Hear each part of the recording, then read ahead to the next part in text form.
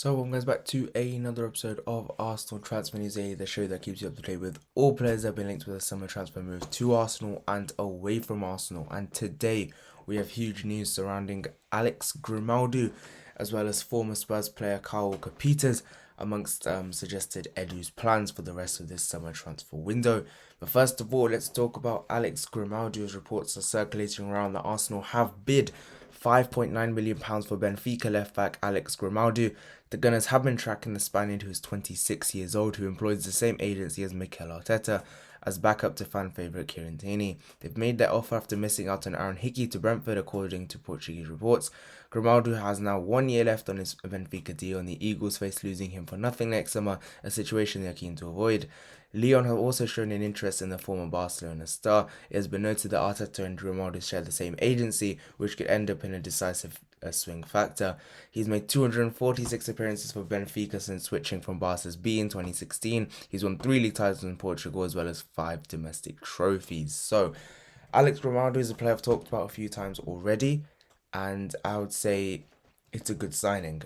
He's very experienced at Benfica, and from what we hear, he is a renowned left back in Portugal, and has been around at that level for quite a few years. He was linked with big moves actually 1 or 2 years ago for 30 to 40 million pounds to the Premier League. The likes of Manchester United, to the likes of Chelsea, and even Arsenal. However, nothing materialised. However, I think this is a good opportunity because he's only 26 still. He's not too old, not too young. He's in that middle sort of range. He does have experience at European level. For £5.9 million, I don't see how we can go wrong. If it doesn't work out, then maybe in a few years' time we could sell him on for more money. If that's something we can do. But I think the fact that he has only 1 year left and we can get him for so cheap, I think is a very good option for us. And in a market where getting decent left backs for a decent fee as a backup would be quite difficult, I think he provides a very good opportunity in the market. And probably the player himself would want to move to the Premier League, to a club like Arsenal, who are in European competition.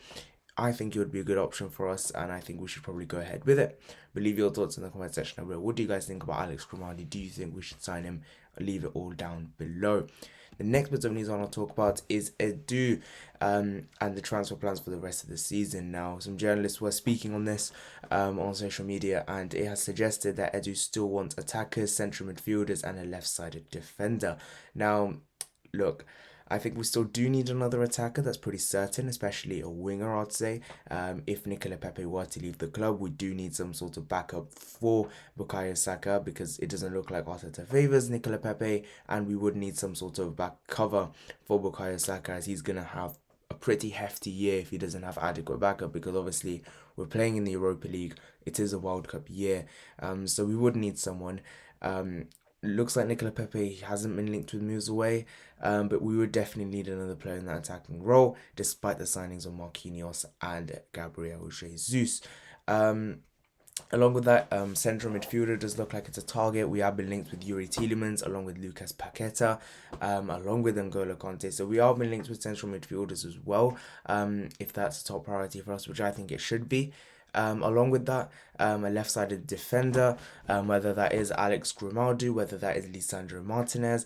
I think in the case of Lisandro Martinez, I think it is still a possibility, but it seems like Manchester United are the ones that are moving more heavily at the moment for Lisandro Martinez, and it kind of seems like to me that Arsenal are stepping away a bit.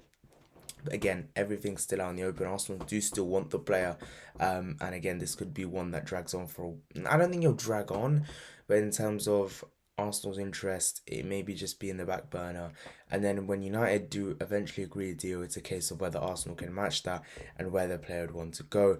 But I think with Lisandro Martinez, he is valued at quite a high price, and we do want to only play him backup. So are we seriously going to spend upwards of 50 million euros on a backup? I don't know if we're gonna do that. We could. It's a possibility. But I don't know if it's the best use of our resources. Especially when we can get someone like Grimaldo for a very cheap price, and maybe we can look elsewhere for a left-sided defender, centre back, if that's a profile we are looking at. or keep Pablo Maria. I don't know which way Arsenal want to look at this. But I think in terms of our transfer plans for the rest of the window, it is also seen that Arsenal want a backup, another goalkeeper. Leno looks like he's on his way to Fulham. And along with this, we're going to be left with Matt Turner and Aaron Ramsdale. And it is said that Arsenal do want a experienced goalkeeper to go along with those two. Now, for me, I think in this case, the one name that just popped into my mind is Ben Foster, for the simple reason that I think he is a player looked up a lot by Aaron Ramsdale. So having Ramsdale's role model there with him, supporting him, a Premier League experienced goalkeeper who is on a free, cheap wages, it's only next door because he was obviously at Watford. So it'd be an easy deal to do. I think one he'd probably be very open to, and to support Ramsdale and Turner would be very good for us. So I think that's one we probably should look at. Again, along with what other options are there really?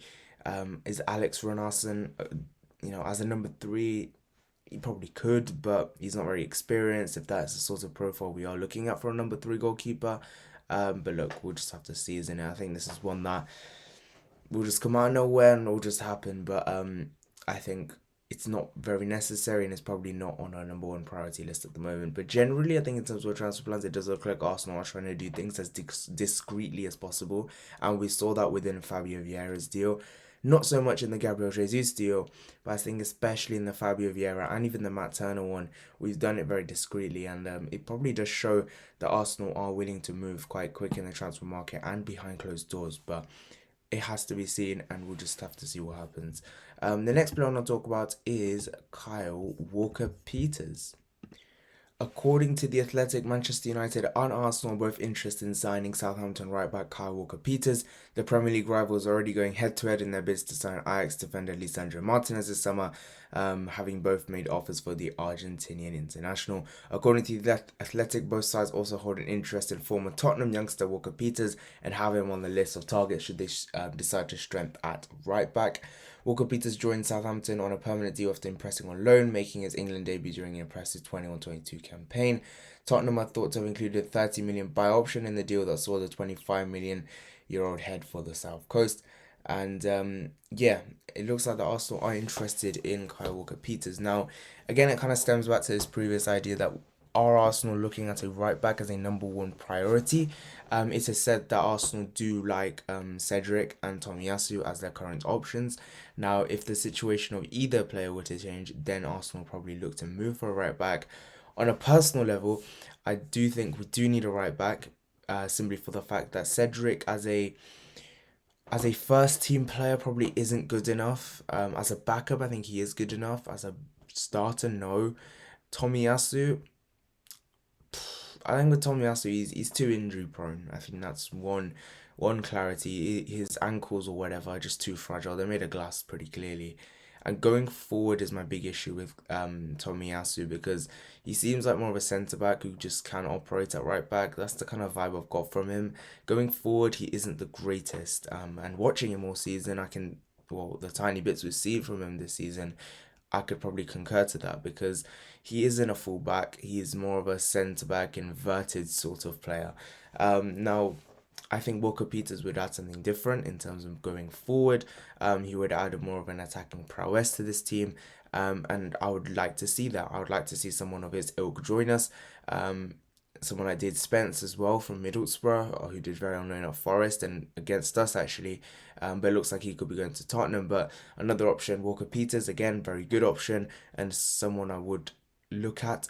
I don't think we're gonna sign a right back, especially since we did sign a right back last summer in Tomiyasu, a player that Arteta clearly likes, and we do still have Cedric. But again, if it was up to me, I would, because I think we do need someone like him of that nature, whether it's Walker Peters, Spence, or whatever. Someone along those lines. Tariq Lamptey is another one as well at Brighton. But look, we do need an attacking right back, like someone with a bit more to him. And whether it is a priority remains to be seen. But again, he should be someone that we should be looking at if we are going for a right back. But in my personal opinion, we do. But in the club's opinion, I personally don't think so at the moment. But that situation obviously could change. The last bit of news I want to talk about real quickly is on Nuno Tavares. Now, today's been linked with a move to Marseille, along with other clubs as well. Very interested. Atalanta hold a keen interest as well in Nuno Tavares. Now, it is said that Arsenal do value him close to 40 million euros, which is quite extensive, I'd say, for a player that's had a okay season. He started off well, I'd say, in that December sort of place. He did all right, and then it kind of really fell off after that. He did not perform well at all, and I would take the fee for him. If we're gonna bring in his Benfica counterpart Grimaldo, then I would sell Tavares and try and get rid of him. Whether that's a permanent deal this summer or a loan plus obligation or loan plus option, I'll just try and get rid of him because I think that's probably the best option.